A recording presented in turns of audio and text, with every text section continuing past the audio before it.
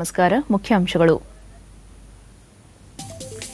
ಆದಾಯಕ್ಕೆ ಮೀರಿದ ಆಸ್ತಿ ಪ್ರಕರಣ, ಜಯಲಲಿತಾ ಅವರನ್ನು ಖುಲಾಸೆಗೊಳಿಸಿದ ಕರ್ನಾಟಕ ಹೈಕೋರ್ಟ್ ತೀರ್ಪು ಪ್ರಶ್ನಿಸಿ ರಾಜ್ಯ ಸರ್ಕಾರದಿಂದ ಸುಪ್ರೀಂ ಕೋರ್ಟ್ಗೆ ಮೇಲ್ಮನವಿ. ಛತ್ತೀಸ್ಗಢದ ರಾಯಪುರದಲ್ಲಿ ಅನುಶೋಧನಾ ಪ್ರಯೋಗಾಲಯ ಸ್ಥಾಪನೆ, ಪಿಯೂಷ್ ಗೋಯಲ್. ನೌಕರರ ಭವಿಷ್ಯ ನಿಧಿ ಕಾಯ್ದೆಯ ವ್ಯಾಪ್ತಿಗೆ ಬರುವ ಎಲ್ಲ ಸಂಸ್ಥೆಗಳಿಗೆ ಸಾರ್ವತ್ರಿಕ ಖಾತೆ ಸಂಖ್ಯೆ ಕಡ್ಡಾಯ, ಇಪಿಎಫ್ಒ ಆದೇಶ. ಮತ್ತು ಇನ್ನಷ್ಟು ವ್ಯಾಪಿಸಿದ ನೈಋತ್ಯ ಮುಂಗಾರು, ಈವರೆಗೆ 21% ಹೆಚ್ಚಿಗೆ ಮಳೆ.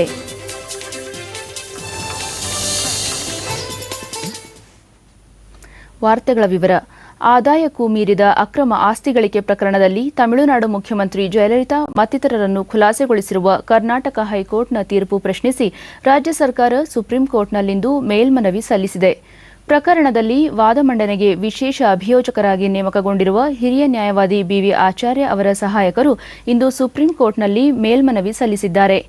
ಕಳೆದ ಮೇ 11ರಂದು ನ್ಯಾಯಮೂರ್ತಿ ಸಿಆರ್ ಕುಮಾರಸ್ವಾಮಿ ಅವರಿದ್ದ ಏಕಸದಸ್ಯ ಪೀಠ ಜಯಲಲಿತಾ ಸೇರಿದಂತೆ 4 ಆರೋಪಿಗಳನ್ನು ನಿರ್ದೋಷಿ ಎಂದು ತೀರ್ಪು ನೀಡಿತ್ತು. ಇದಕ್ಕೂ ಮುನ್ನ ಅಕ್ರಮ ಆಸ್ತಿ ಗಳಿಕೆ ಪ್ರಕರಣಕ್ಕೆ ಸಂಬಂಧಿಸಿದಂತೆ ವಿಚಾರಣೆ ನಡೆಸಿದ್ದ ವಿಶೇಷ ನ್ಯಾಯಾಲಯ 2014ರ ಸೆಪ್ಟೆಂಬರ್ 27ರಂದು ಜಯಲಲಿತಾ, ಸುಧಾಕರನ್, ಶಶಿಕಲಾ ಮತ್ತು ಇಳವರಸಿ ದೋಷಿಗಳೆಂದು ಸಾರಿ ತಲಾ 4 ವರ್ಷ ಜೈಲು ಶಿಕ್ಷೆ ವಿಧಿಸಿತ್ತು. ಅಲ್ಲದೆ ಜಯಲಲಿತಾ ಅವರಿಗೆ 100 ಕೋಟಿ ಮತ್ತು ಇತರರಿಗೆ ತಲಾ 10 ಕೋಟಿ ರೂಪಾಯಿ ದಂಡ ಕೂಡ ವಿಧಿಸಿತ್ತು.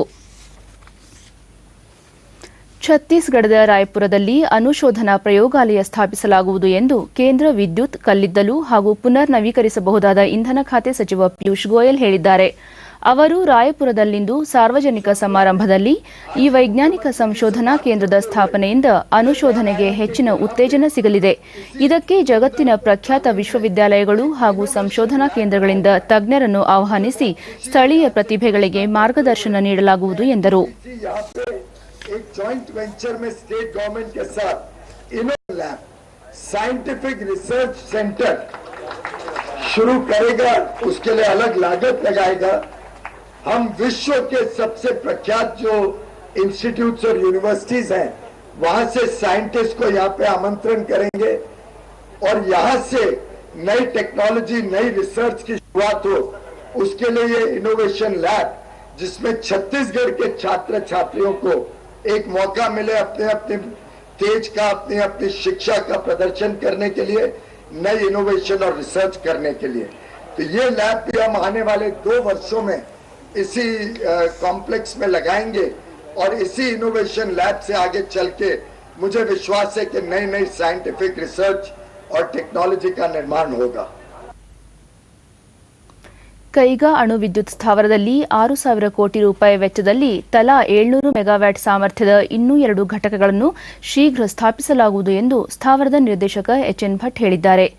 ನಿನ್ನೆ ಕೈಗಾ ಸ್ಥಾವರಕ್ಕೆ ಭೇಟಿ ನೀಡಿದ ನಂತರ ಸುದ್ದಿಗಾರರೊಂದಿಗೆ ಅವರು, ಸದ್ಯ 4 ಘಟಕಗಳು 880 ಮೆಗಾವ್ಯಾಟ್ ವಿದ್ಯುತ್ ಉತ್ಪಾದಿಸುತ್ತಿದ್ದು, ರಾಜ್ಯದ ಅಗತ್ಯದ 28% ವಿದ್ಯುತ್ತನ್ನು ಪೂರೈಸುತ್ತಿವೆ. ಇನ್ನು 2 ಘಟಕಗಳ ಸ್ಥಾಪನೆಯಿಂದ ರಾಜ್ಯದ ಅಗತ್ಯದ 50% ವಿದ್ಯುತ್ ಪೂರೈಕೆ ಸಾಧ್ಯವಾಗಲಿದೆ ಎಂದರು. ಪ್ರಧಾನಿ ನರೇಂದ್ರ ಮೋದಿ ದೆಹಲಿಯಲ್ಲಿ ನಿನ್ನೆ ಉನ್ನತ ಮಟ್ಟದ ಸಭೆ ನಡೆಸಿ ಸರ್ವ ಶಿಕ್ಷಣ ಅಭಿಯಾನದಲ್ಲಿನ ಪ್ರಗತಿ ಪರಾಮರ್ಶಿಸಿದರು. ಮಾನವ ಸಂಪನ್ಮೂಲ ಅಭಿವೃದ್ಧಿ ಸಚಿವೆ ಸ್ಮೃತಿ ಇರಾನಿ ಹಾಗೂ ಹಿರಿಯ ಅಧಿಕಾರಿಗಳು ಉಪಸ್ಥಿತರಿದ್ದರು. ಪ್ರತಿ ಶಾಲೆಯು 2022ರ ವೇಳೆಗೆ ಸಾಧಿಸಬಯಸುವ ಗುರಿ ನಿಗದಿಪಡಿಸಿಕೊಳ್ಳುವಂತೆ ಸೂಚಿಸಿದ ಪ್ರಧಾನಿ, ಶಾಲೆಗಳಿಗೆ ಸ್ವಚ್ಛ ಭಾರತ, ಸ್ವಚ್ಛ ವಿದ್ಯಾಲಯ ಸ್ಪರ್ಧೆ ಆಯೋಜಿಸುವಂತೆ ಸಲಹೆ ಮಾಡಿದರು. ಉತ್ತಮ ಬೋಧನಾ ಕ್ರಮಗಳನ್ನು ಗುರುತಿಸಿ ಅದನ್ನು ಇತರೆಡೆಗೂ ಪರಿಚಯಿಸುವ ಕಾರ್ಯ ನಡೆಯಬೇಕು. ಎಲ್ಲ ಶಿಕ್ಷಕರಿಗೆ ಸಂಬಂಧಿಸಿದ ಪ್ರಾಥಮಿಕ ಮಾಹಿತಿ ಒಂದೆಡೆ ದಾಖಲಿಸಿ ಇಡಬೇಕು. ಡಿಜಿಟಲ್ ಇಂಡಿಯಾ ಹಾಗೂ ಸರ್ವ ಶಿಕ್ಷಣ ಅಭಿಯಾನಕ್ಕೆ ಸಂಬಂಧಿಸಿದ ಕಾರ್ಯಕ್ರಮಗಳ ನಡುವೆ ಹೆಚ್ಚಿನ ಸಮನ್ವಯತೆ ಅಗತ್ಯ ಎಂದು ಪ್ರಧಾನಿ ಹೇಳಿದರು. ಕೇಂದ್ರ ರಾಸಾಯನಿಕ ಹಾಗೂ ರಸಗೊಬ್ಬರ ಖಾತೆ ಸಚಿವ ಅನಂತಕುಮಾರ್ ದೆಹಲಿಯಲ್ಲಿ ನಿನ್ನೆ ಔಷಧಿ ತಯಾರಿಕಾ ಕ್ಷೇತ್ರದಲ್ಲಿ ಖಾಸಗಿ ವಲಯಕ್ಕೆ ಹೆಚ್ಚಿನ ಉತ್ತೇಜನ ನೀಡುವ ನಿಟ್ಟಿನಲ್ಲಿ ಕಾರ್ಯಪಡೆ ಸಿದ್ಧಪಡಿಸಿರುವ ವರದಿಯನ್ನು ಬಿಡುಗಡೆ ಮಾಡಿದರು. ದೇಶದಲ್ಲಿ ಫಾರ್ಮಾಸ್ಯೂಟಿಕಲ್ ವಲಯದ ಬಲವರ್ಧನೆಗೆ ಸರ್ಕಾರ ಬದ್ಧವಾಗಿದ್ದು ಕಾರ್ಯಪಡೆಯ ಶಿಫಾರಸುಗಳನ್ನು ಶೀಘ್ರ ಅನುಷ್ಠಾನಗೊಳಿಸಲಾಗುವುದು ಎಂದ ಸಚಿವರು ದೇಶದಲ್ಲಿ ಗುಣಮಟ್ಟದ ಔಷಧಿಗಳು ಕೈಗೆಟಕುವ ದರದಲ್ಲಿ ದೊರಕುವಂತಾಗಬೇಕು ಎಂದರು. ರಾಸಾಯನಿಕ ಹಾಗೂ ರಸಗೊಬ್ಬರ ಖಾತೆ ರಾಜ್ಯ ಸಚಿವ ಹಂಸರಾಜ್ ಗಂಗಾರಾಮ್ ಅಹಿರ್ ದೇಶಿ ಫಾರ್ಮಾಸ್ಯೂಟಿಕಲ್ ಕ್ಷೇತ್ರ ಜಾಗತಿಕ ಪೈಪೋಟಿ ಎದುರಿಸಲು ಸನ್ನದ್ದವಾಗಬೇಕಿದೆ ಎಂದರು.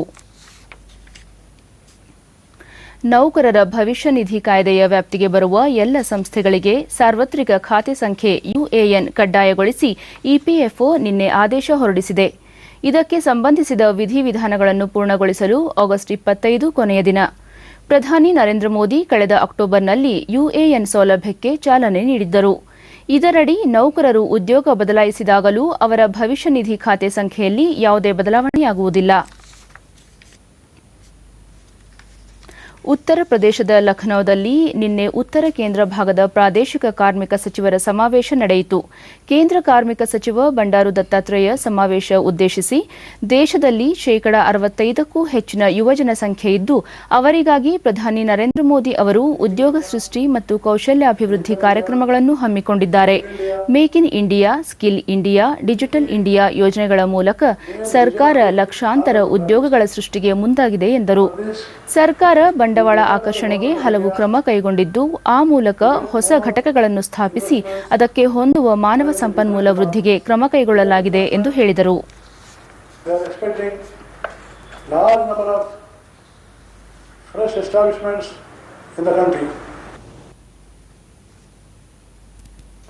ಮದರ್ ಥೆರೇಸಾ ಅವರ ಬಳಿಕ ಮಿಷನರೀಸ್ ಆಫ್ ಚಾರಿಟಿಯ ಮುಖ್ಯಸ್ಥರಾಗಿ ಕಾರ್ಯನಿರ್ವಹಿಸುತ್ತಿದ್ದ ಸಿಸ್ಟರ್ ನಿರ್ಮಲಾ ಜೋಶಿ ಕೋಲ್ಕತ್ತಾದಲ್ಲಿಂದು ನಿಧನ ಹೊಂದಿದ್ದಾರೆ. ಅವರಿಗೆ 81 ವರ್ಷ ವಯಸ್ಸಾಗಿತ್ತು. ನಿರ್ಮಲಾ ಜೋಶಿ ಅವರ ನಿಧನಕ್ಕೆ ಪ್ರಧಾನಿ ನರೇಂದ್ರ ಮೋದಿ ಶೋಕ ವ್ಯಕ್ತಪಡಿಸಿದ್ದಾರೆ. ನಿರ್ಮಲಾ ಅವರು ಬಡವರ ಸೇವೆಗಾಗಿ ತಮ್ಮ ಜೀವನವನ್ನು ಮುಡುಪಾಗಿಟ್ಟಿದ್ದರು ಎಂದು ಪ್ರಧಾನಿ ಸ್ಮರಿಸಿದ್ದಾರೆ.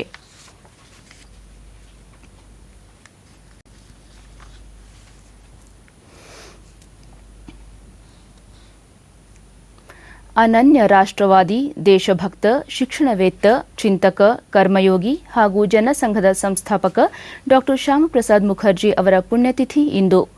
1901 ಜುಲೈ 6ರಂದು ಕೋಲ್ಕತ್ತಾದ ಪ್ರತಿಷ್ಠಿತ ಬೆಂಗಾಲಿ ಕುಟುಂಬದಲ್ಲಿ ಶ್ಯಾಮ್ ಪ್ರಸಾದ್ ಮುಖರ್ಜಿ ಜನಿಸಿದರು.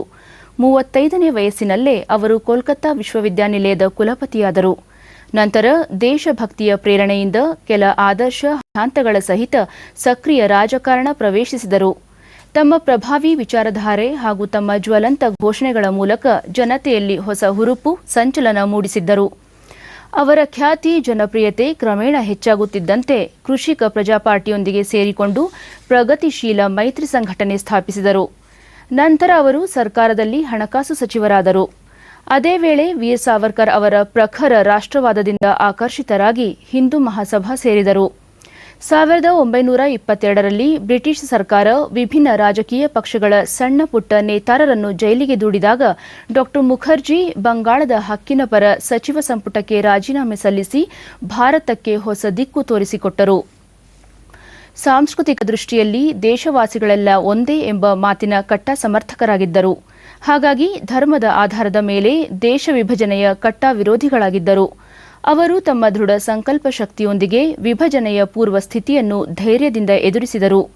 ಗಾಂಧೀಜಿ ಹಾಗೂ ಸರ್ದಾರ್ ವಲ್ಲಭಭಾಯ್ ಪಟೇಲ್ ಅವರ ಕೋರಿಕೆಯಂತೆ ಡಾ ಮುಖರ್ಜಿ ಭಾರತದ ಮೊದಲ ಸಚಿವ ಸಂಪುಟಕ್ಕೆ ಸೇರಿದರು.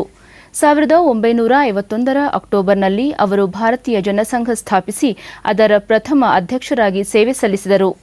ಈಗ ಕೇಂದ್ರದಲ್ಲಿ ಅಧಿಕಾರದಲ್ಲಿರುವ ಭಾರತೀಯ ಜನತಾ ಪಾರ್ಟಿಯ ಪೂರ್ವ ರಾಜಕೀಯ ಸಂಘಟನೆಯೇ ಜನಸಂಘವೇ ಆಗಿತ್ತು. 1953ರ ಜೂನ್ 23ರಂದು ಡಾ ಶ್ಯಾಮ್ ಪ್ರಸಾದ್ ಮುಖರ್ಜಿ ನಿಧನರಾದರು.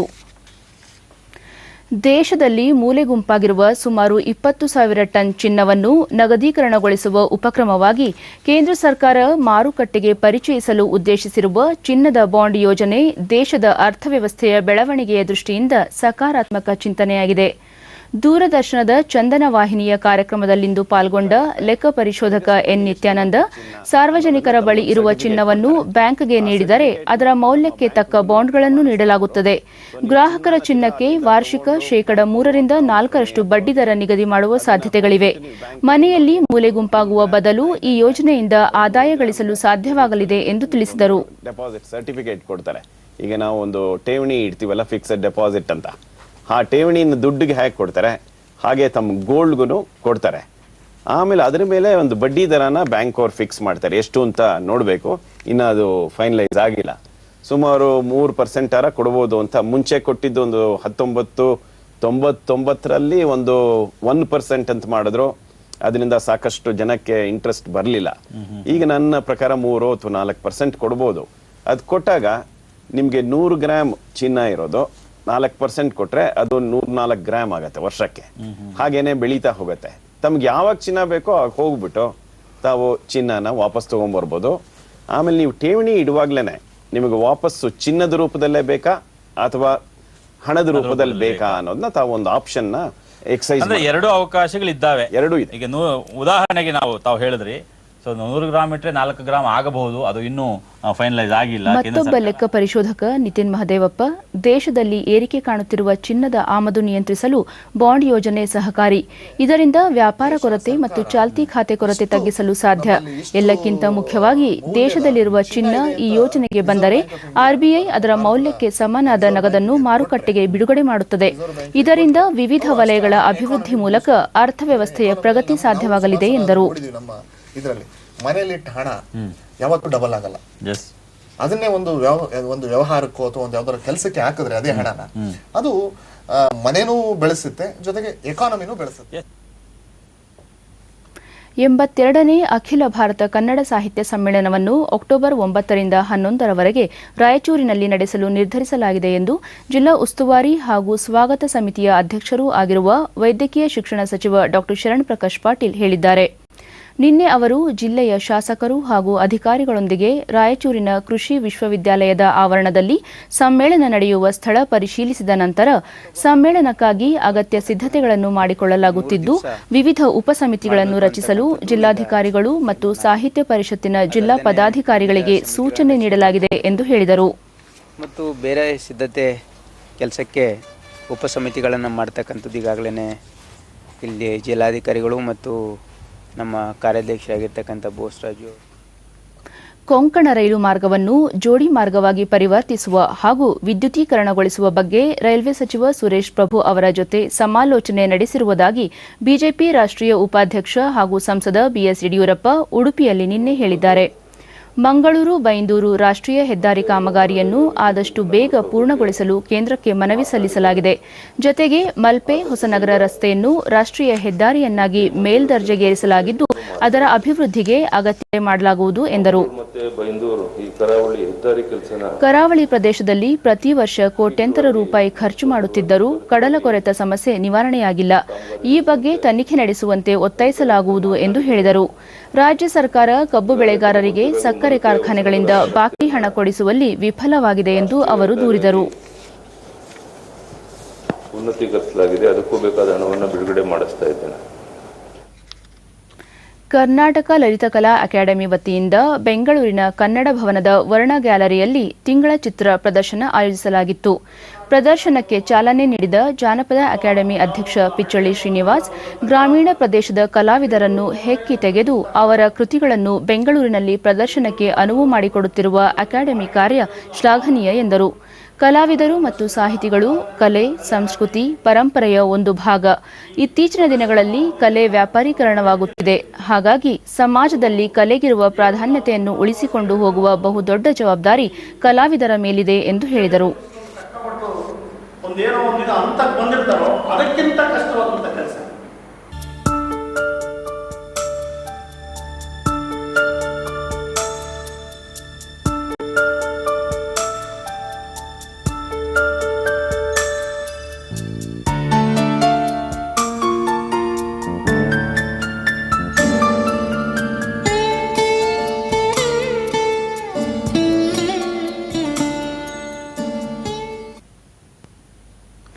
ಸಿಯಾಚಿನ್ ಪ್ರದೇಶದಿಂದ ತ್ಯಾಜ್ಯ ಪದಾರ್ಥಗಳನ್ನು ತೆರವುಗೊಳಿಸಿ ಪರಿಸರ ನೈರ್ಮಲ್ಯ ಪಾಲನೆಯಲ್ಲಿ ಭಾರತೀಯ ಸೇನೆ ಮಹತ್ವದ ಪಾತ್ರ ವಹಿಸುತ್ತಿದೆ. ಕಳೆದ ವರ್ಷ ಸೇನೆ 20 ಟನ್ನಿನಷ್ಟು ಘನತ್ಯಾಜ್ಯವನ್ನು ಆ ಪ್ರದೇಶದಿಂದ ತೆರವುಗೊಳಿಸಿದೆ. ನೈಋತ್ಯ ಮುಂಗಾರು ದೇಶದ ವಿವಿಧೆಡೆ ಇನ್ನಷ್ಟು ವ್ಯಾಪಿಸಿದ್ದು ಆಂಧ್ರಪ್ರದೇಶ, ತೆಲಂಗಾಣ, ಛತ್ತೀಸ್ಗಢ, ಮಹಾರಾಷ್ಟ್ರ ಮುಂತಾದೆಡೆ ಭಾರೀ ಮಳೆಯಾಗುತ್ತಿದೆ. ದೇಶದಲ್ಲಿ ಈವರೆಗೆ ವಾಡಿಕೆಗಿಂತ ಶೇಕಡಾ 21ರಷ್ಟು ಹೆಚ್ಚಿಗೆ ಮಳೆಯಾಗಿದೆ ಎಂದು ಹವಾಮಾನ ಇಲಾಖೆ ತಿಳಿಸಿದೆ. ಮುಂಬೈನಲ್ಲಿ ಮಳೆ ಮುಂದುವರೆದಿದ್ದು ಜನಜೀವನ ಅಸ್ತವ್ಯಸ್ತವಾಗಿದೆ. ತಗ್ಗು ಪ್ರದೇಶಗಳು ಜಲಾವೃತವಾಗಿದ್ದು ರೈಲು ಸಂಚಾರ ವ್ಯತ್ಯಯಗೊಂಡಿದೆ. ಮುಂಬೈ ಷೇರು ಮಾರುಕಟ್ಟೆಯಲ್ಲಿಂದು ಆರಂಭಿಕ ವಹಿವಾಟಿನಲ್ಲಿ ಷೇರು ಸಂವೇದಿ ಸೂಚ್ಯಂಕ 110 ಅಂಕ ಏರಿಕೆ ಕಂಡು 27,840ರಲ್ಲಿತ್ತು. ನಿಫ್ಟಿ ಸಹ 30 ಅಂಕ ಏರಿಕೆ ನಂತರ 8,384ರಲ್ಲಿತ್ತು. ಈ ಮಧ್ಯೆ ಡಾಲರ್ ಎದುರು ರೂಪಾಯಿ ಮೌಲ್ಯ 10 ಪೈಸೆ ಏರಿಕೆ ಕಂಡು 63.62ರಲ್ಲಿತ್ತು. ಇತ್ತೀಚಿನ ವರದಿ ಬಂದಾಗ ಸೆನ್ಸೆಕ್ಸ್ 85 ಅಂಕಗಳ ಏರಿಕೆ ನಂತರ 27,815ರಲ್ಲಿ ಹಾಗೂ ನಿಫ್ಟಿ ಸೂಚ್ಯಂಕ 28 ಅಂಕಗಳ ಏರಿಕೆ ನಂತರ 8,381ರಲ್ಲಿತ್ತು. ಕೊನೆಯಲ್ಲಿ ಮತ್ತೊಮ್ಮೆ ಮುಖ್ಯಾಂಶಗಳು. ಆದಾಯಕ್ಕೆ ಮೀರಿದ ಆಸ್ತಿ ಪ್ರಕರಣ, ಜಯಲಲಿತಾ ಅವರನ್ನು ಖುಲಾಸೆಗೊಳಿಸಿದ ಕರ್ನಾಟಕ ಹೈಕೋರ್ಟ್ ತೀರ್ಪು ಪ್ರಶ್ನಿಸಿ ರಾಜ್ಯ ಸರ್ಕಾರದಿಂದ ಸುಪ್ರೀಂ ಕೋರ್ಟ್ಗೆ ಮೇಲ್ಮನವಿ. ಛತ್ತೀಸ್ಗಢದ ರಾಯಪುರದಲ್ಲಿ ಅನುಶೋಧನಾ ಪ್ರಯೋಗಾಲಯ ಸ್ಥಾಪನೆ, ಪಿಯೂಷ್ ಗೋಯಲ್. ನೌಕರರ ಭವಿಷ್ಯ ನಿಧಿ ಕಾಯ್ದೆಯ ವ್ಯಾಪ್ತಿಗೆ ಬರುವ ಎಲ್ಲ ಸಂಸ್ಥೆಗಳಿಗೆ ಸಾರ್ವತ್ರಿಕ ಖಾತೆ ಸಂಖ್ಯೆ ಕಡ್ಡಾಯ, ಇಪಿಎಫ್ಒ ಆದೇಶ. ಮತ್ತು ಇನ್ನಷ್ಟು ವ್ಯಾಪಿಸಿದ ನೈಋತ್ಯ ಮುಂಗಾರು, ಈವರೆಗೆ ಶೇಕಡಾ 21ರಷ್ಟು ಹೆಚ್ಚಿಗೆ ಮಳೆ.